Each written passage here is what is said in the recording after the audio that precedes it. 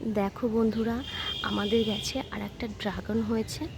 কতটা বড় হয়েছে আর কতটা সুন্দর কালার চলে এসেছে। আগেও একটা হয়েছিল, তারপরে এটা হয়েছে, তারপরে দেখছি আবার একটা ড্রাগন হয়েছে।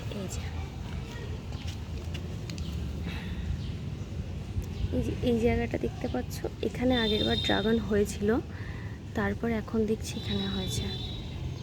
এখানে যখনই ড্রাগন হচ্ছে দেখছি কত পিঁপড়ে লেগে যাচ্ছে।